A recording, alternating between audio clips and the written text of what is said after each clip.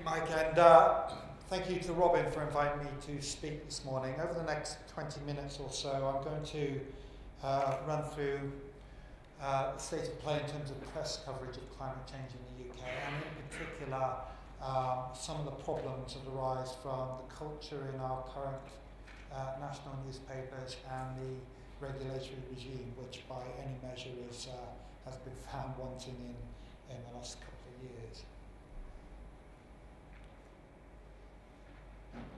Okay. This graph is prepared by the University of Colorado. They're monitoring coverage of climate change, just mentioned in newspaper articles. They monitor it around the world, but this is a graph of their UK newspaper coverage. Now, the black line is the one to concentrate on here. This shows coverage of climate change since 2000 up to the present day, and you'll see that there was a gradual increase from 2004 up till the end of 2009. That big peak at the end of 2009 is the coverage around the UN Climate Change Conference in Copenhagen.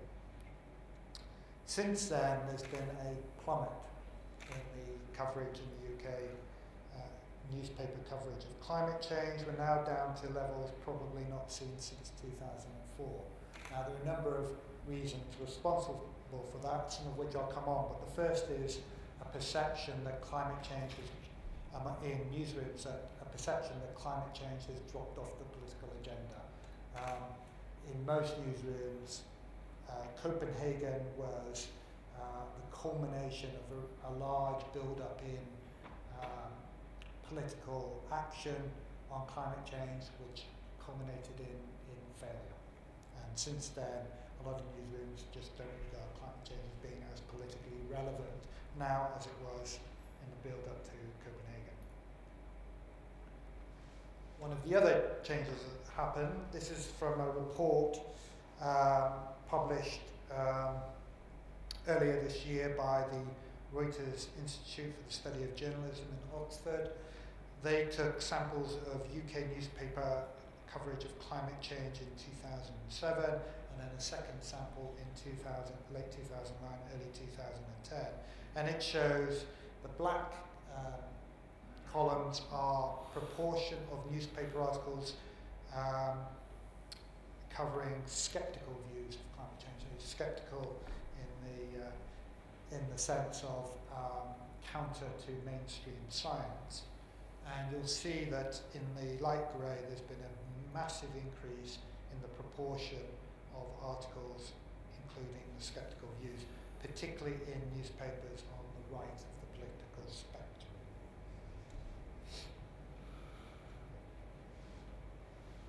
So, to understand the significance of that increase in skeptical views, let's just take a moment to look at how newspapers govern themselves through the now defunct Press Complaints Commission, but the Editor's Code of Practice is still being used as a way of regulating it. And this is the clause on accuracy. And this is the first part of the Press Complaints Commission's Editor's Code of Practice. The press must take care not to publish inaccurate, misleading, or distorted information, including pictures. Now that should be uncontroversial. All newspapers, apart from the express newspapers now, have signed up to this. The second clause is about correcting information that's inaccurate or misleading once a newspaper has discovered that. So all newspapers, apart from the express group of newspapers, abide by, or supposed to abide by this rule. What this means in practice, though, is not as straightforward as one might expect. This is an article on the left. This is an online version of a newspaper article that appeared in March 2009, written by Christopher Booker in the Sunday Telegraph. It was an article that claimed that sea levels are not rising. So, factually inaccurate and misleading throughout.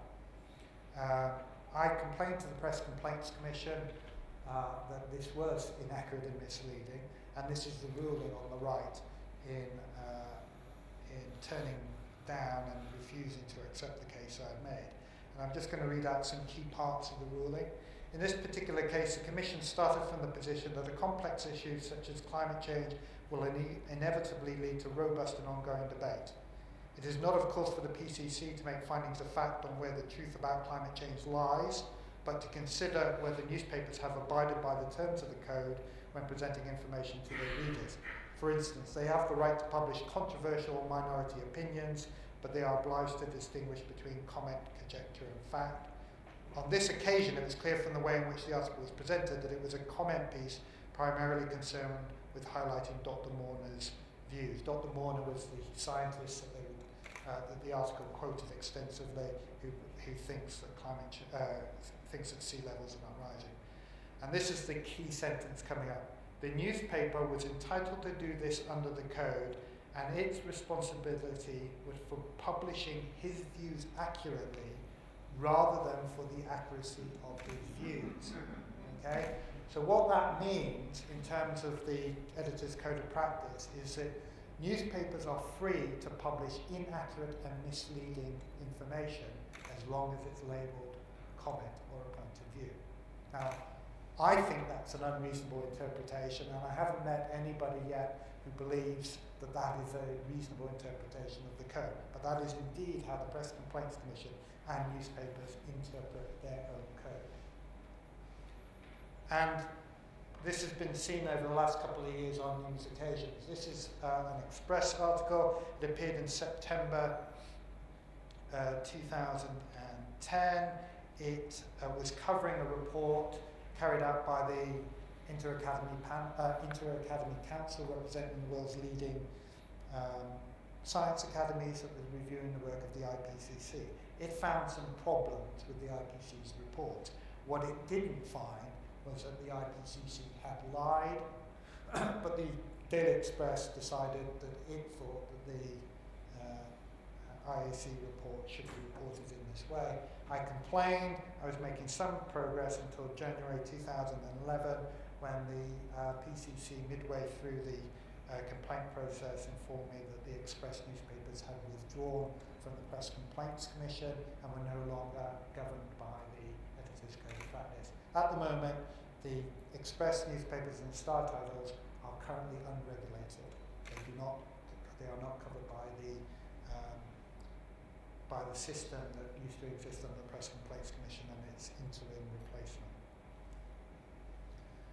And of course, we've seen the rise in the phenomenon of national newspaper blogs. This is an example of an article by James Delingpole that was published in 2010 under the title "Climate Change, There Just Aren't Enough Bullets." Heads are going to roll for this. He says they'll have to, but however many heads do roll, they won't be enough. Always remember this: the warmest faith so fervently held and promulgated by the Metalphys is exactly the same faith so passionately, unswervingly followed by David Cameron, Chris Hume, etc., etc. Final line: truly there just aren't enough bullets. That's the kind of thing that now appears on our national newspaper websites.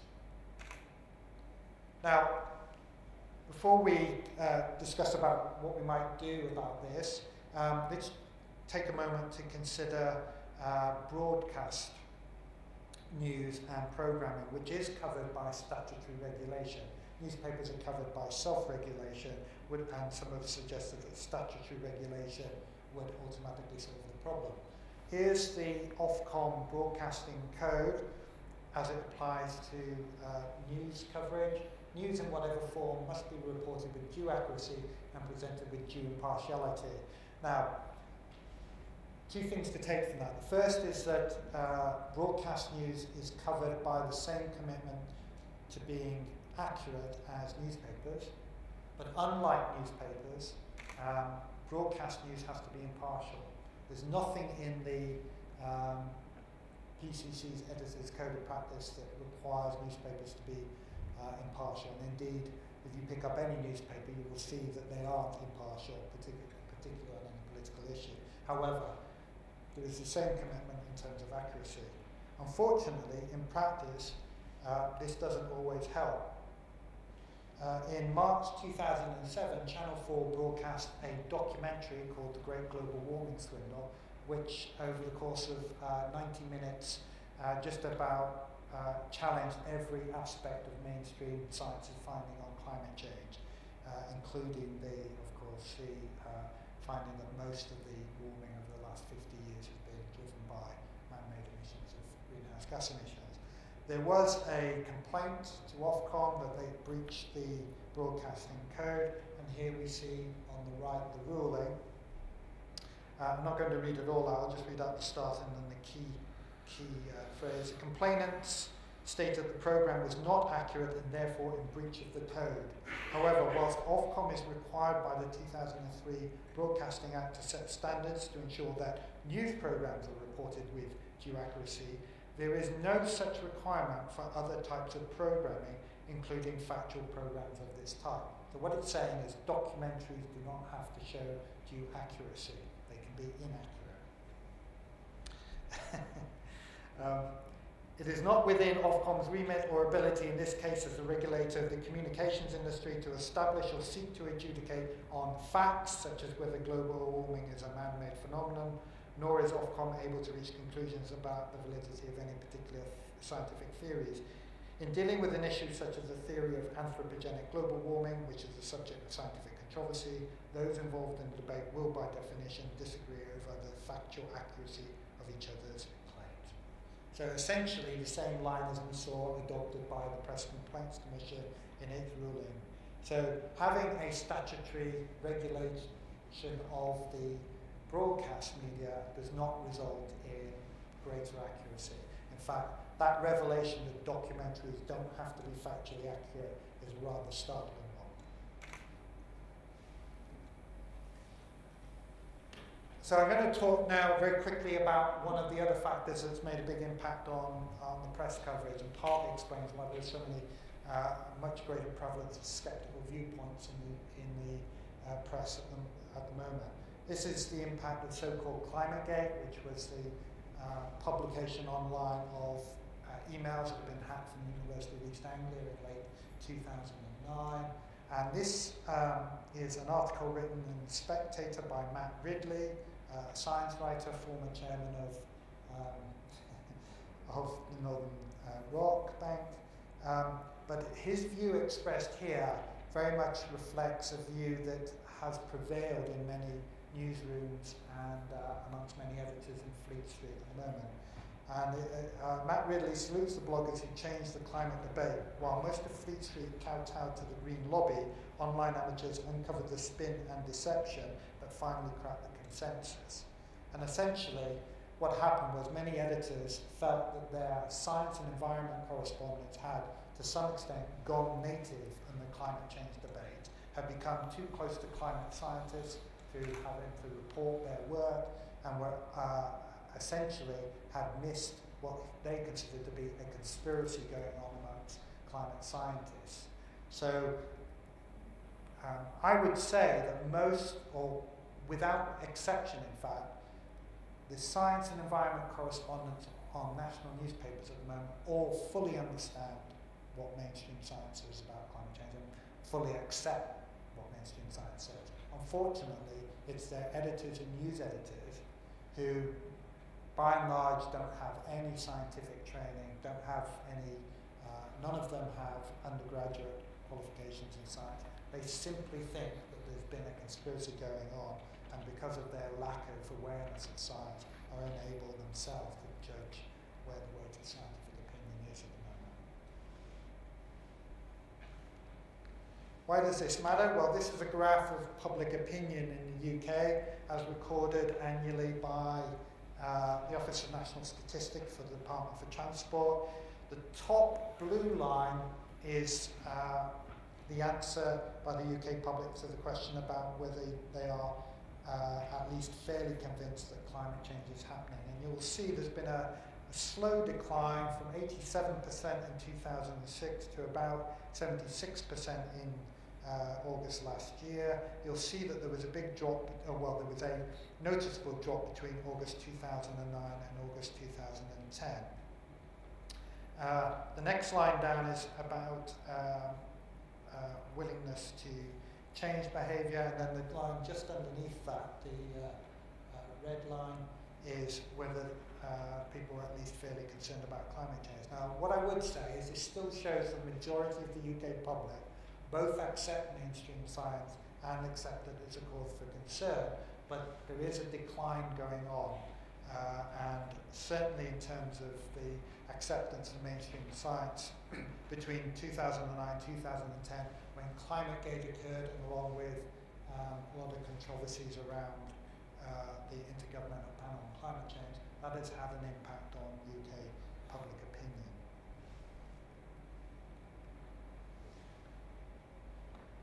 This is a figure that's taken from a report by Bloomberg New Energy Finance, which reports on investments in primarily in the clean tech industry. And this was a report that they aimed at those investors, trying to assess the impact of the various controversies around the University of East Anglia and the Intergovernmental Panel on Climate Change. And what it shows is that actually most of the controversies have virtually no impact on the actual quality of the science. But in terms of public perception, it's had a big impact, particularly the perception that climate scientists have withheld data. And it was certainly true that the email showed a reluctance to share information with what they consider to be hostile skeptics who were essentially trying to disprove the work of the scientists. And what hasn't been shown in those previous graphs about public opinion is that there's been a big impact on public trust in climate scientists. In response to the question, do you trust climate scientists to tell the truth about global warming? A survey in 2 weeks after the UEA emails went online found that only 34% of the public trusted climate scientists to tell the truth about global warming. And that figure has not improved in the last 2 years. So it's had a big impact on how people perceive climate scientists, even if overall people still accept the findings of mainstream climate science. That's the survey from December 2009 showing, sorry, it wasn't 34%, it was 41%. And so yes, I trust them to tell the truth. 34% is the latest figure I've seen. Now, there is an opportunity for an improvement brought about by the Leveson inquiry, which was launched last year in the wake of the revelations about phone hacking by journalists primarily at the News of the World. It's currently looking more broadly at the culture, practice and ethics of the press. Now, although it's primarily been looking at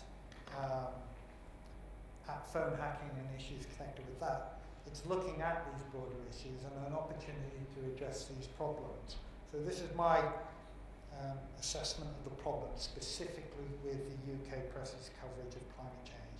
So many newspapers are dominated by editorial staff, particularly on comment desks, who have little or no knowledge of the scientific method and who are largely unable to evaluate the accuracy of scientific information contained in articles that they receive and have to judge whether to publish them or not. Many appear to believe that all scientific information is just a point of view.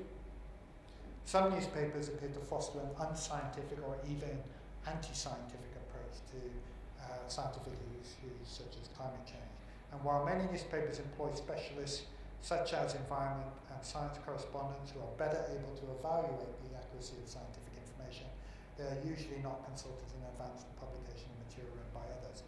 So if a comment desk receives a comment piece from, say, Lord Lawson about climate change, they do not consult their science or environment correspondents about whether to publish that piece. Usually the first that the environment or science correspondent knows of that article is when they read it in the newspaper, same as everybody else.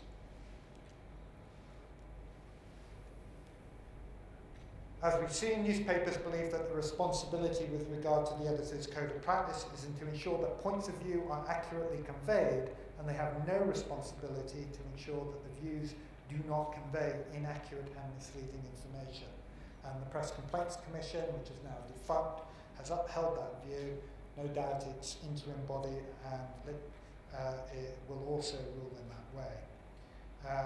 the Press Complaints Commission did not itself have, and it admitted this, did not have the capacity to evaluate the accuracy of scientific information in newspaper articles, and does not believe it has a duty to do so in relation to any complex areas of science. So these are the problems. So what are the solutions? Well, they're rather obvious. Newspapers should consider that they have a responsibility to assess whether views that they report include information that is inaccurate and misleading. And this, of course, should not just apply to scientific information. Given that many newspapers are dominated by editorial staff, particularly on comment desks who have little or no knowledge of the scientific method, they should take steps to make use of specialist advice on their own staff, such as that available from their science and environment correspondents to evaluate the accuracy of scientific information before publication. And if a newspaper wishes to publish inaccurate and misleading information, so we're not saying don't publish the views of skeptics, but you have, what we're saying is newspapers should have a responsibility to identify whether the information that they are publishing is inaccurate or misleading, and tell their readers that it is inaccurate and misleading. And that the PCC's successor, there's an interim body currently governing it. We probably won't see a full success until after the Leveson inquiry has reported, which is probably not going to be before the end of the year. The PCC's successor must apply a stronger interpretation of the Editor's Code of Practice, such that newspapers are expected not to publish inaccurate and misleading information, or if they do so, that they are obliged to explicitly inform their readers that they are publishing inaccurate and misleading information. So I'm going to leave you with three key principles that I think should apply in this area. And that is, everyone is entitled to his or her own opinion, but he or she is not entitled to his or her own facts.